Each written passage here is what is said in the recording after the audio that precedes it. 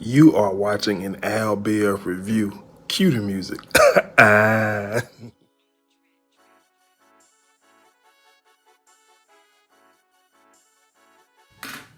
What's going on, guys? Welcome back to my channel. I'm here with the Power Recap Review. Man, we got a lot to talk about. I'm gonna just jump right into it, man. Jason, I'm kind of pissed off. Great episode. It was a great episode, but I'm kind of pissed off because now they're making us care about a character that we, not emotionally invested in, that we really know, that we really care about. Jason. So basically, Jason at the beginning of the show, Ghost went to Jason, and basically Jason was telling Ghost like, "Look, you killed my main distro, Tommy. So now you're gonna have to pay me $100K every 2 weeks to, ensure your safety and make sure I don't retaliate because you just killed my main distro."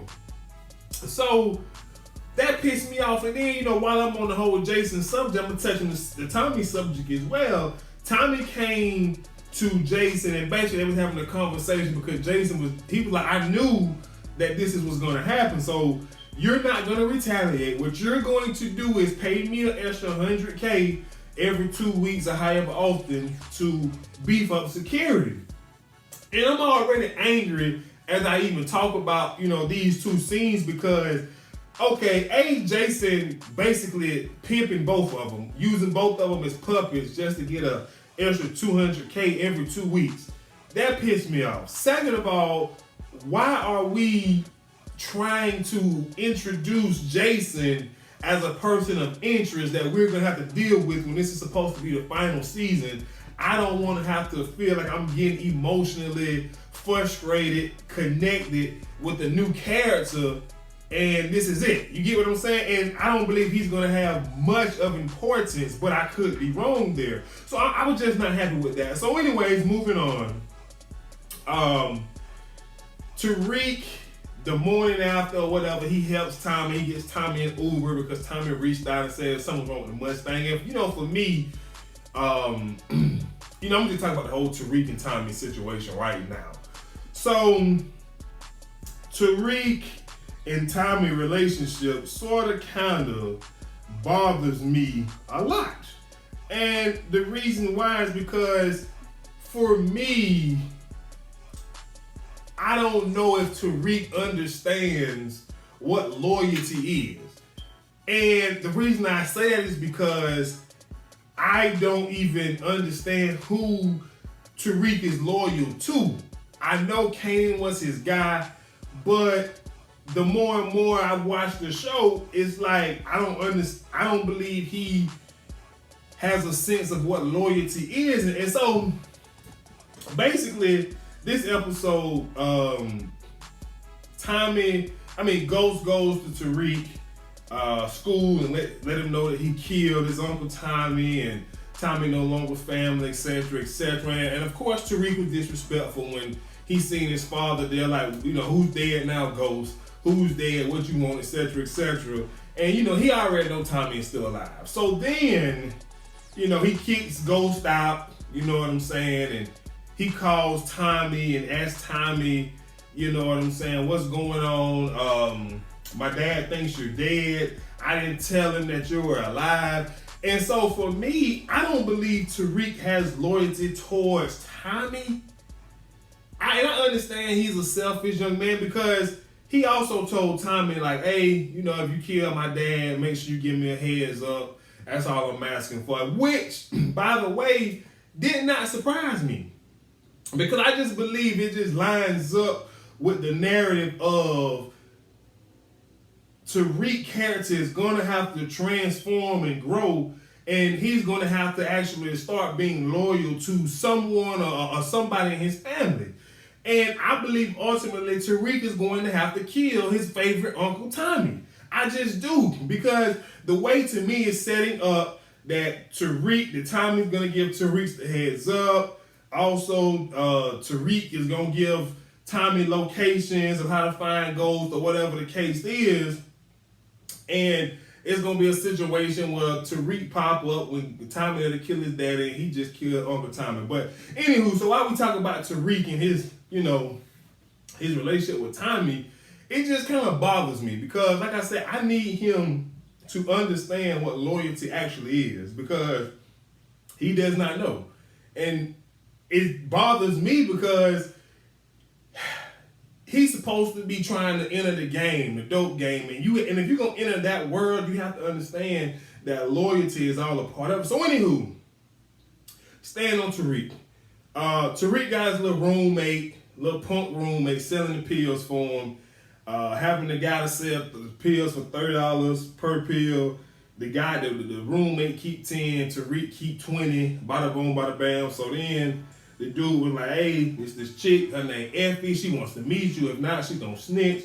Long story short, he talked her out of snitching and coming to work for him so she can have money, XYZ. And it definitely appears that Tariq has found his Tasha. Like, bottom line, he has found his Tasha. So that could be an interesting storyline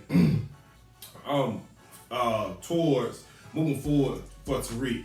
So anyways, moving on, Ghost storms to Proctor's place, asking Proctor, like, I need an alibi, I killed Tommy, and Proctor said, I can't.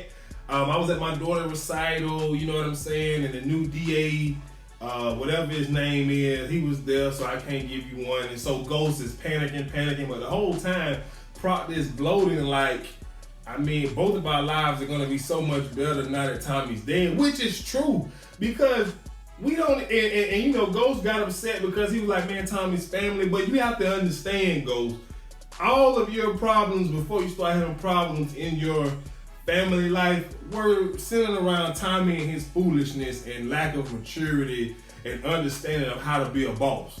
So I agree with Proctor, and like, I just feel like if you just kill this dude, you can't go back and say I just killed my brother. Like, no, he tried to kill you. That brother family stuff is off the table. So that's that. So anyways, moving on. Blanca and Donovan decides to pay Tasha a visit, you know what I'm saying, to ask about Terry Silver's whereabouts. And Blanca is just all out of her league, man. She is all over the place. She's uncontrollable, untameable. She's asking Tasha on the way out, you know what I'm saying, who killed Angela Valdez, etc., etc. And her reason is that she knows that she knows. Once here's the issue I have with police. You can have an instinct that somebody knows more than what they telling you, but if you can't get such and such to tell you, now you need to stay in your lane. And it's just aggravating, man. It's very, very aggravating. But anyway, Tasha told her last time she saw Terry Silver was at her house or something like that. I don't really remember. But, you know, that was that. So, this episode, we really found out that Tasha ass broke as hell. They have the divorce mediation. Long story short, she gets nothing because the prenuptial agreement that she signed, which, by the way, who signs a prenup marrying a drug lord? Who does that? She deserves not to get a single penny because if I'm a woman, if I'm a man, and when my woman tell me that she the biggest drug dealer in New York or Florida, Georgia, Alabama, whatever, and we decide that we gonna get him, do you really believe I'm signing a prenup?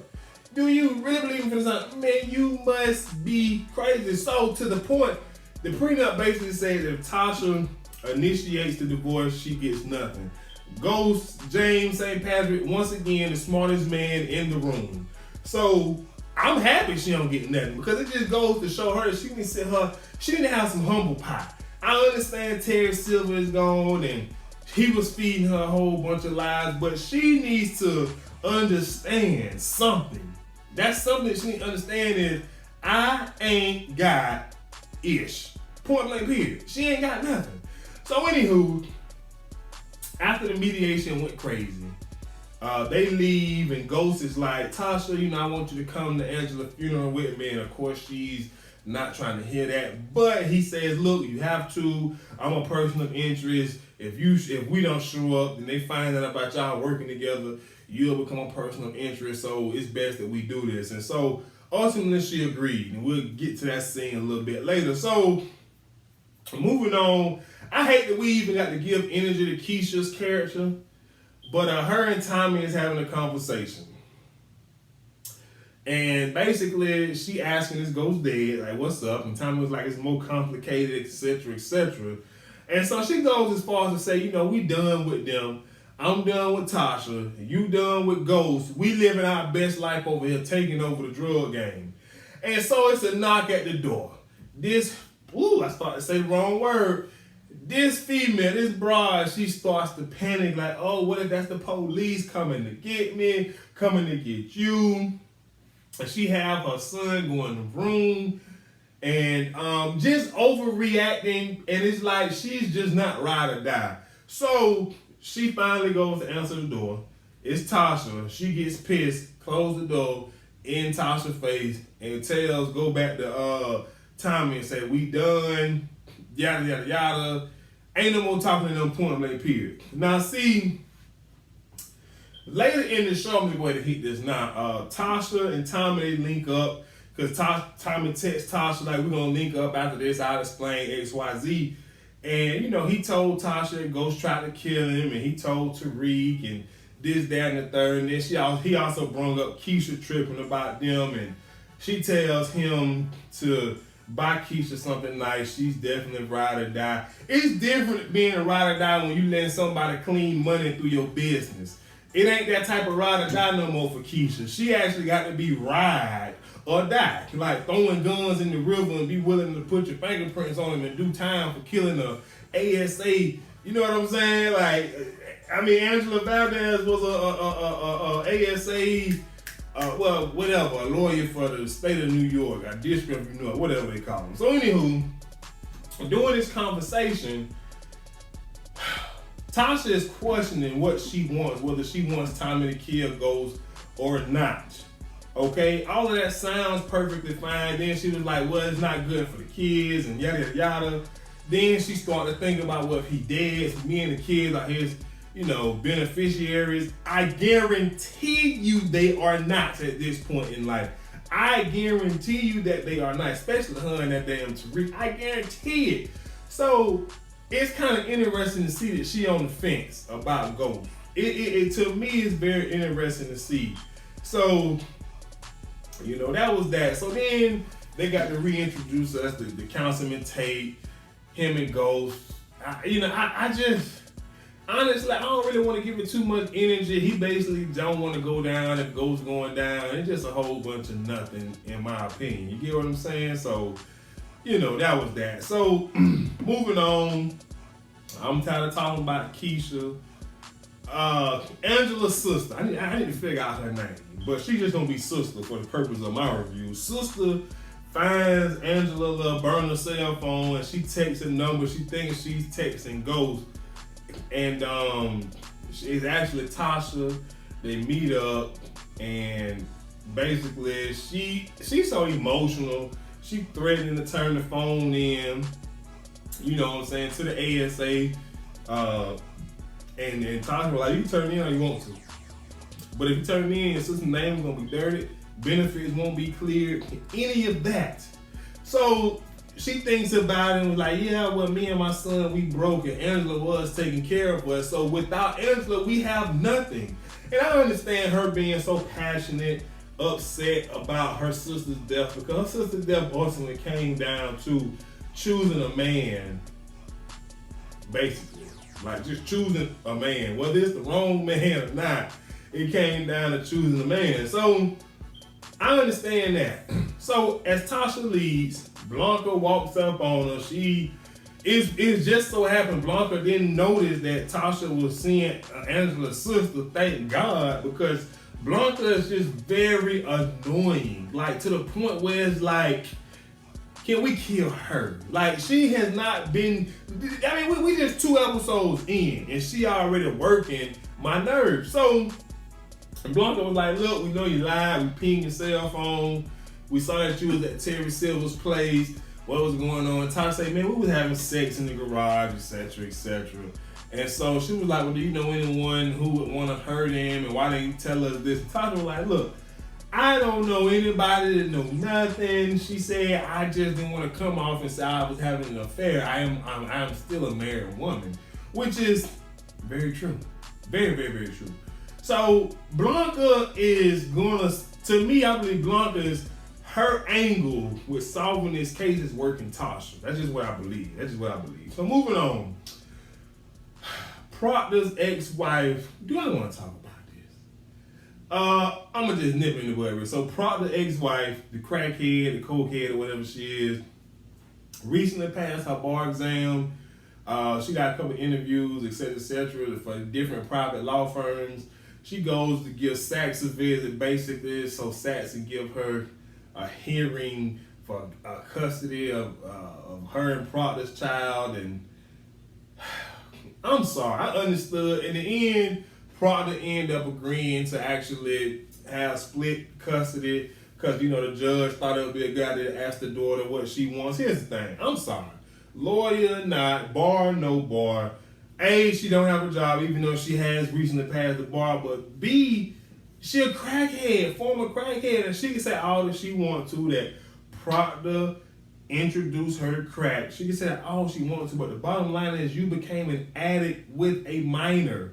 That's not a good look, and I just feel so bad that the judge even considered her argument of why she should have, what is 50-50 custody or shared custody of the child. It made no sense to me whatsoever. And so she gets the custody, and we find out that earlier, Sachs gave her, the deal was Sachs gave her a little unicorn that had a microphone or a camera in or something. She put it on the daughter's backpack. So that's the plan moving forward, to spy on Proctor with using the unicorn that she put on her daughter's backpack. But here's the stupid part about all of this. A, anything that they find out is not admissible. That's A. And B, just how low down do you have to be to involve your child in something that they has nothing to do with? She is willing to risk it all for what? Sachs is a low down bum. The fact that this woman said, I want to see my daughter, I want to have shared custody, and he said the only way you do it if you put this microphone on her backpack so we can spy on your ex-husband, your baby daddy, to see what he and St. James, St. Patrick have going on too. It's just stupid. It's just stupid. Proctor is a smart guy. It won't take long before he figure out it's there, and then end the story. So it was just stupid, man. So that's that, man. So later in the show, Tasha pressures Ghost about what happened to Silver, etc. Long story short, she ain't getting no money. This heifer gonna say, well, you gonna pay me for my silence. I know you killed him. Once again, give me some evidence. She was like, you gonna pay me to keep silent. But if I'm Ghost, give me some evidence. I've spoken to you and told you on multiple occasions I have not done it. I have an alibi. What more? Tasha is just, I can't stand her, and you know what? The more and more I think about it, hopefully she dies well, because she's still she's still blaming Ghost for everything that happened in her life. Like, no, you chose.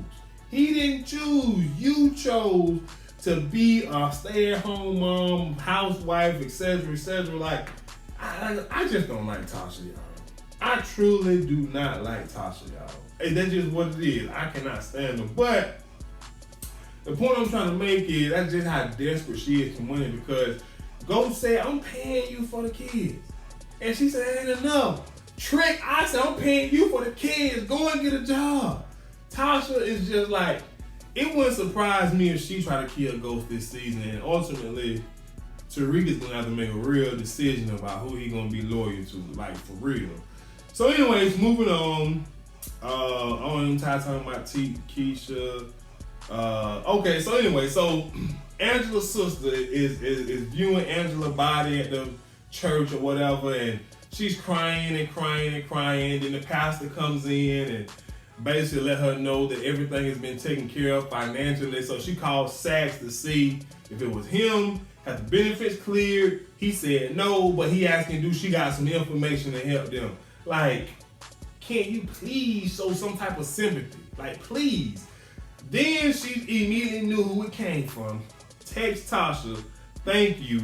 buried there and placed the phone in the casket with Angela and said that your secrets will be buried with you. I thought that was a great scene. I really did, because it's, you know, it's going in the ground. Ain't nobody really, you know, whoop-de-whoop. So anywho, now we're at the funeral.